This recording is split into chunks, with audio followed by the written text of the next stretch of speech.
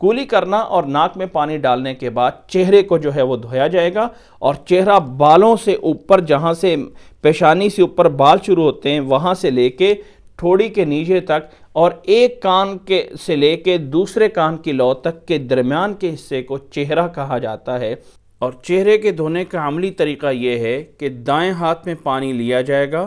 اور پھر اس کے ساتھ بایاں ہاتھ ساتھ ملا کر چہرے کے شروع میں جو ہے وہ ڈالا جائے گا، اور دونوں ہاتھوں سے اس پانی کو پھیلا کر پورے چہرے پہ جو ہے وہ پھیلایا جائے گا،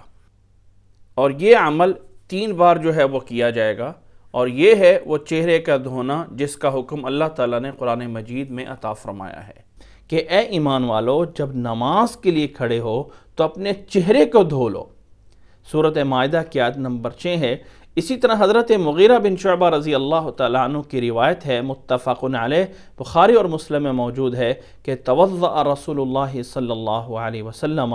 فمضمض واستنشق وغسل وجہہ، کہ اللہ کے نبی صلی اللہ علیہ وسلم نے وضو فرمایا، سب سے پہلے یعنی وضو کرنے کے بعد جب کولی کی، ناک میں پانی ڈالا، تو پھر اپنے چہرے کو جو ہے دھویا تھا۔ چہرے کو دھویا جائے گا۔ اور یہاں پہ ایک بات اور بھی سمجھ لیں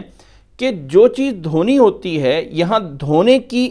گنتی مراد ہوتی ہے، یعنی 1 دفعہ دھونا ہے یا 2 دفعہ دھونا ہے یا 3 دفعہ دھونا ہے، پانی لے جانا مقصود نہیں ہوتا ہے۔ اگر ایک انسان پانی لے گیا اور چہرے کے آدھے حصے پہ پانی لگ گیا ہے، باقی حصے پہ پانی نہیں پہنچا ہے، اس نے دوبارہ دونوں ہاتھوں میں پانی لے گیا، اب پورے چہرے پہ پانی پہنچ گیا ہے، تو پانی لے کے 2 دفعہ میں گیا ہے، چہرہ پورا جو ہے وہ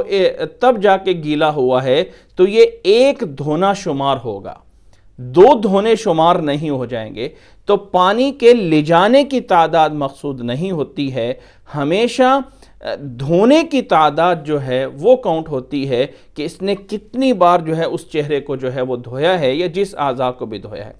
یہ ہے اللہ کے نبی صلی اللہ علیہ وسلم سے چہرہ دھونے کا طریقہ۔ اور چہرے دھونے میں اس بات کو بھی سمجھ لیں کہ اللہ تعالی ہم سب کو داڑھی رکھنے کی توفیق عطا فرمائے، تمام مسلمان مردوں کو، جس کا حکم اللہ کے نبی صلی اللہ علیہ وسلم نے دیا ہوا ہے، تو داڑھی کا خلال کیا جائے گا۔ حضرت انس رضی اللہ تعالیٰ عنہ کی حدیث ہے جسے امام ابو داود رحمہ اللہ نے 124 نمبر پہ بیان فرمایا ہے کہ ان رسول اللہ صلی اللہ علیہ وسلم کان اذا توضأ اخذ کفا من ماء فادخلہ تحت حنکہ فخلل به لحیتہ وقال هكذا امرنی ربی عز وجل، کہ اللہ کے نبی صلی اللہ علیہ وسلم جب وضو فرماتے تو ایک چلو کا پانی کا لیتے اور اپنی